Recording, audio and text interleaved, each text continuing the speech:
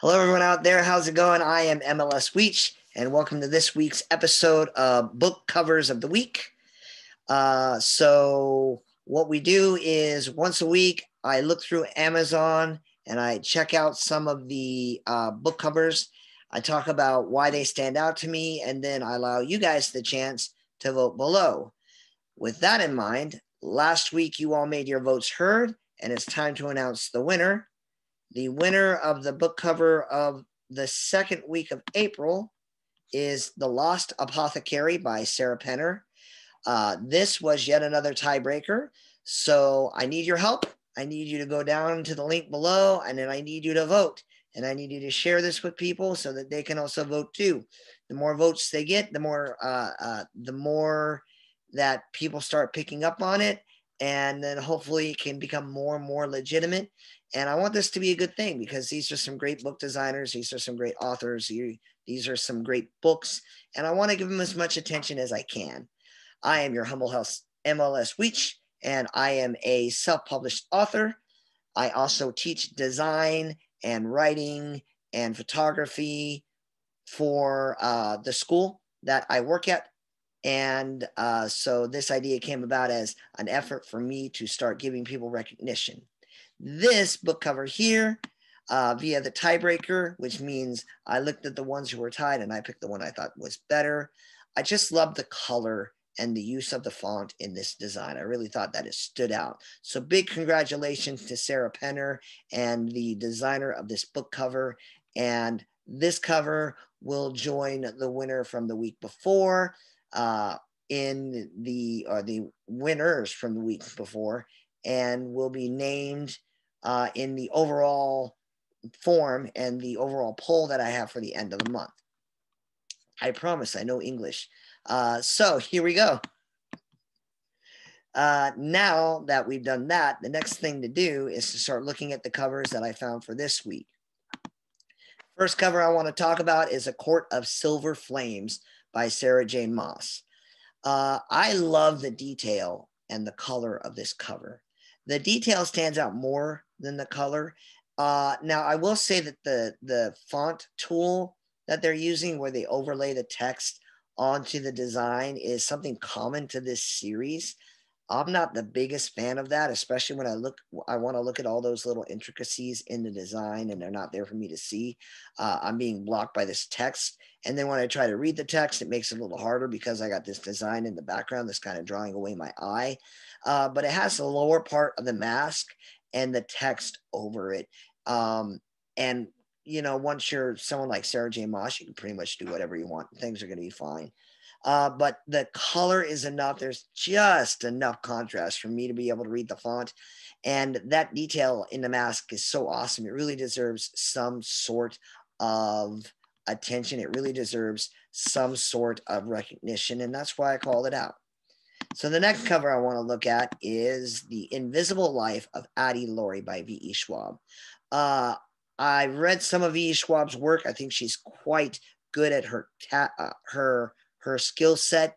And I loved her covers for the Darker Shade of Magic series. I think they are stronger than this book cover, but I think that this is just such a wonderful, subtle use of text and design, which is probably the theme for this week as I look at the other book covers that I wanted to talk about. But what's going on here is they're using this constellation pattern to connect and draw the eye along where everything goes. And that just helps everything stand out. The font works because we're talking about constellations and things like that. It has that nice, clean, dark gray, black background. The author text is bigger, but again, when you're V.E. Schwab, you can sell your name much more than the title of the book.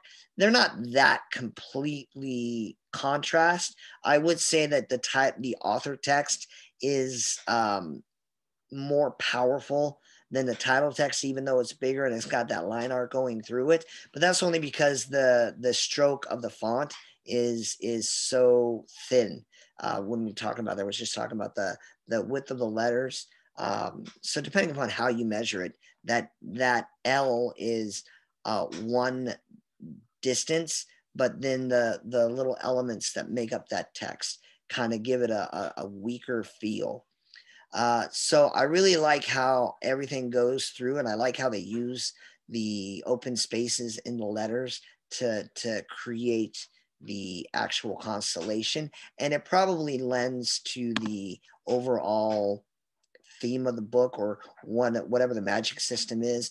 I will say that B.E. Schwab's covers always give you a nice indication of understanding how all of this goes together. The next book we want to look at is called The Midnight Library, and that is a book by Matt Haig. I believe that's how you pronounce his name. The Midnight Library, what I love about this is each of these little frame elements have a lot going on for it. And even as I'm looking at it now, I'm playing this little game where I'm trying to match where everything is. Oddly enough, the only pattern I see matched perfectly is this woman. I don't know if she's carrying something, what's going on there, but she's in two spots. Everything else seems unique. So for me, I love looking at this cover just because I immediately want to start playing the matching game and looking at what's going on and how things are lining up. And that's just cool for me. I love the font. I love the color use. I love the background color selection. And each of these little icons is just really, really neat. So all of this kind of comes together where the sum of the parts is worth more, or the whole in this case is worth more than the sum of its parts. How they wove the author text and the title text and layered everything together just really stands out well, makes it really interesting, and I enjoy it. Up next, we have The City of Mist by Carlos Ruiz Zafón. And I really appreciated the layering in this particular cover. So a lot of times I look at book covers, and one of the things they'll do is they have this real beautiful thing, and they just kind of slap text on it. It's actually, we talked about Sarah J. Maas's cover, and I liked it. I put it on the bracket, and if you like it, you can vote for it. But it feels lazy to have this beautiful piece of art or this beautiful concept work done and then slap text all over the top of it. But what this cover does, even though the font text is like kind of oddly spaced around, the beautiful part of it is some of the elements are behind the subjects in the photo, and some of the elements are in front of the subject of the photo. And that really gives the book a nice feeling of depth. Layering is one of the most powerful tools you can use to create depth. It's kind of a flat image, but it's called The City of the Mist. So what do you expect? So it's a nice mood setting photo, and the use of that font to create depth is really what made it jump out to me. Next book I want to talk about is all about fun color, and that is A Marvelous Light by Freya Marks. I hope that's how you pronounce that name. Freya Marks, this cover is, this color palette is just beautifully fun. If someone were coming to me, hey, I saw this book cover, it was awesome. Really? What was good about it? Well, it's kind of orange and pink. I will acknowledge openly right here, I am colorblind. Red and green give me some trouble. And when colors start overlaying, it gets hard for me to identify them. But this is actually pretty cool to look at, because we're checking at all of these different colors and got all these little floral patterns and peacock looking things and all of these shapes. And then you have these orange silhouetted guys. And it's just so fun to look at. I can't help but really enjoy how it all comes together. Y'all don't know, but my wife just came and snuck a peek at the cover. Say hello, wife. Hello, wife. There you go. So she just wanted to come and get a quick glance at the cover because she likes color too. And so I like that. And then just bonus props again, we see layer in this one again, because we see the flower elements come from behind the A and out of the gap in the A. When I haven't been working as hard as I have been this week, I actually know what the term for those are. And if you remember, put it in the comments below. But I'm just completely zonked right now. So I'll remember in future lessons when I've had a lot more sleep. But big ups to this designer, because it's just so nice to look at, and it feels fun. It's a nice mood setter.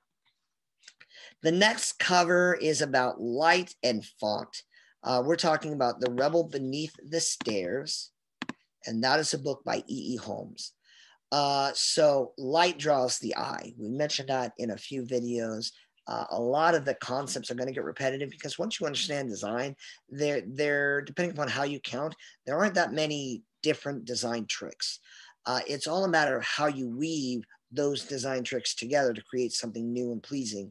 One of the common themes is there are several things that tend to draw the eye. Jay Mizell, one of my hero photographers, talks about light, color, gesture, and climax.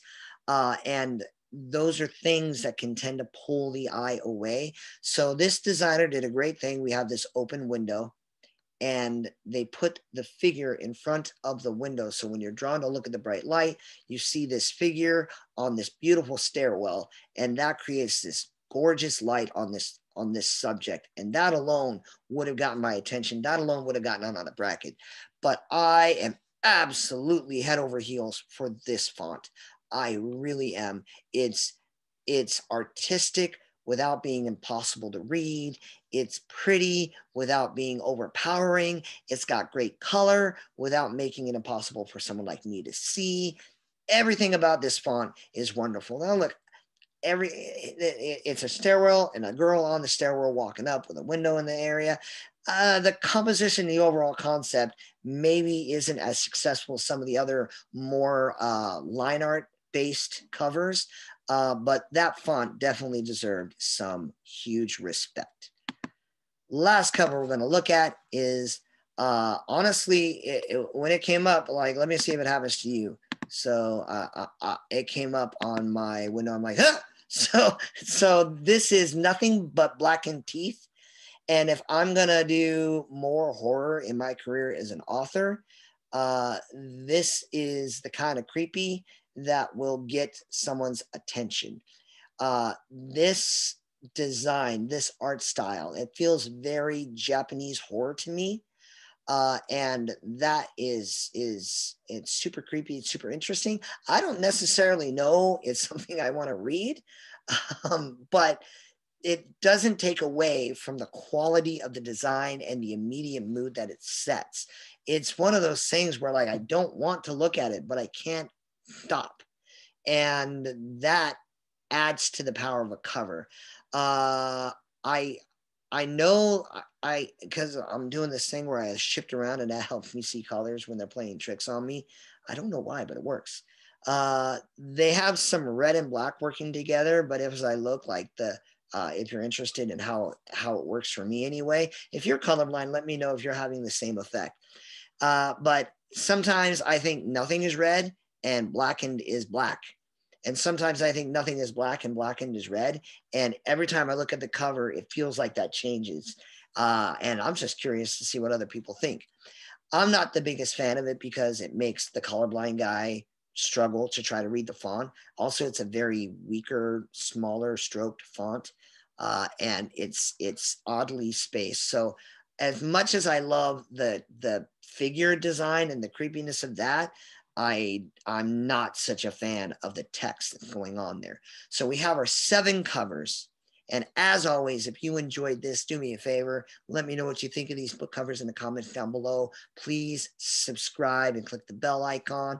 And if you really want to support me and my work, I'm much more hopeful that you'll go to my author page on Amazon in the link below, look at my covers, look at my books, and maybe give one a try. As for that, that's all that we have for this week. So I want to thank you for stopping by. God be with you.